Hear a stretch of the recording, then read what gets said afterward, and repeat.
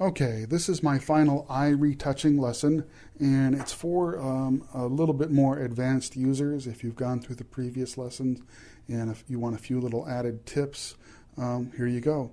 So I'm going to start with this same file that we worked with before. Let me just get rid of that right there. And what I'm going to do is run this action right here called Dave's Eye Retouching Action Creates Layers Only. This is the action I actually use when I'm retouching eyes. It creates all the layers that I need without all the stops and instructions of the other action that I showed you. And this action just creates the layers I need, and I can kind of just use those layers as a checklist for retouching eyes. If you don't have these actions loaded, you'll need to go back to lesson 2 to see about how to load all the actions, all the brushes, all the presets. Basically just learn how to load everything for using this beauty kit. So anyways, I'm going to just run this action right now, and as I run this action, you'll see it creates a bunch of layers over here and puts them all into a layer group. But let's just run it real quick. Okay, it's done. I know that was fast. And actually, let's just click out of this. Clicked out of the action palette. Look over here at the layers palette, and let me open up this layer group.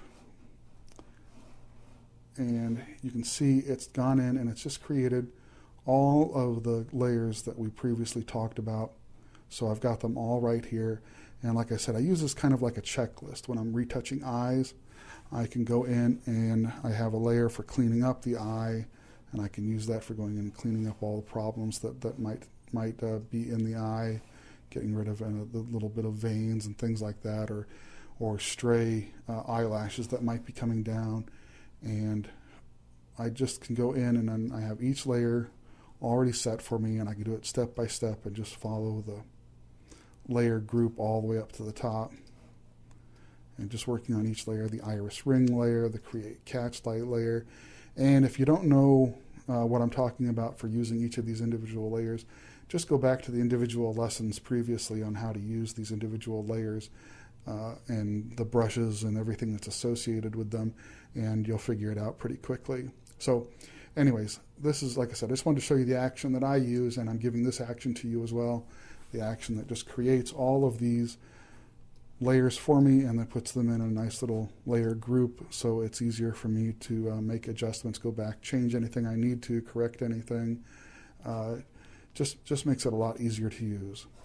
So now we're done with that file. I'm going to show you another file I've got here real quick, and I'm giving this file to you. It's called the Advanced Eye Retouch Tips.tiff, and it's a big eye. Back out just a tiny bit. Yeah, no, I guess we'll stay in big. So what this file is, it's a layered TIFF file. And the reason I use a TIFF file that I'm giving you is that I can just add some compression to it, so it's not quite as big as a layered PSD file. That's the only reason I'm using a TIFF. So this is a layered file, and one thing I'm giving you is up here, I have Catchlight Samples layer group. Let me just click that open, and what I've done is actually just given you a few of the catch lights that I showed you earlier. I've gone ahead and done a little bit more work to them just to make them look a little bit more believable. Now, the only reason you would actually need to do this in real life is if you had a close-up of a person's eye, or a headshot, a photo of a face that was going to be blown up really large, anywhere where people would actually really be able to get in close and see what's going on in the eye, so that you want to make the catch light that you're creating look as believable as possible. So I have over here, I have my 4-pane window catch light. That's the one we're looking at right now. Let me turn that off and click this one on. This is the 8-pane window catch light, the 6-pane arch window catch light, so on. I didn't create all the brushes that I've given you for catch lights. I just did these 3 just so you get an idea of how to work with them. And I'm going to just turn this one layer on real quick. And again, if you ever need to go in and use this for an image that's going to be blown up really big, and you need to make sure that that catch light looks a little bit more believable, you can actually just do some work on the layer mask. And if you're a more advanced user, I'm not going to bore you by making you watch me paint on this. I'll just show you what my mask looks like that I created. I'm just doing the Option or Alt key, just clicking on the mask itself to show you that's where I painted with black. And what I did was just went in and had the catchlight kind of blend into the pupil a little bit more. And again, over here, I cleaned it up over the eyelash, or the eyelid, so that the catchlight doesn't spill off over the eyelid. That's just to show you how to use these catchlight brushes a little bit more advanced. Let me just close that. I'm actually going to click that eye off, and I've got a moon layer below that. I'm going to click that off, and I'm going to show you how to use Dave's Spooky Iris. I know it sounds a little wacky, well, because it is. So anyways, let me open up that layer group for my Spooky Iris and show you what's down here. There is a layer, actually two layers that are smart objects, Dave's Spooky Iris Color and Dave's Spooky Iris Black and White. And let me just click off this whole group so you can see. If you ever have a situation where you've done a photo and the person's iris in the eye, this area right in here, if there's just not a lot of detail in there, and I actually cheated on this image. I went in and got rid of detail so I could make it more obvious how this works.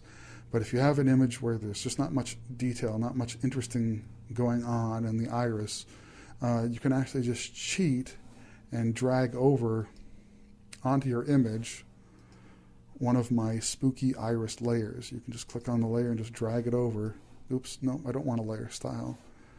I just want to show that I can just drag that layer and drop it right onto my image. So if you wanted to, you could even drag along any of these other, the pupil, iris ring, all those layers. I could just click on them and drag them all over onto my image and resize them. And because this is a smart object, I'll just double click on this and open it up. It's actually a huge iris that you can use. And I created this by taking some medical photos of human eyes, and I took bits and pieces of them and created this iris. And actually, if you ever look at a person's iris up close, really close like this, you'll see that it really does have all this weird kind of fibrous stuff going on in it, and they're really kind of bizarre looking. But like I said, I took these from actual photos of human eyes. So I know that sounds like a little Dr. Frankenstein, but if you're looking at this and you say, I think this over here looks a little bit like Uncle Bob's eye. Well, it might be Uncle Bob. Yeah, I don't know. Well, I'm just going to click on Close. And again, it's a smart object, so if you have Photoshop CS2, CS3, or CS4, you're going to be fine to use this.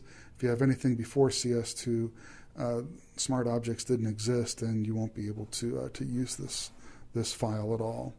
So anyways, I hope a few of those tips will help you. Feel free to use this file any way you need to, and I'll see you in the next lesson. Hey, thanks. Bye.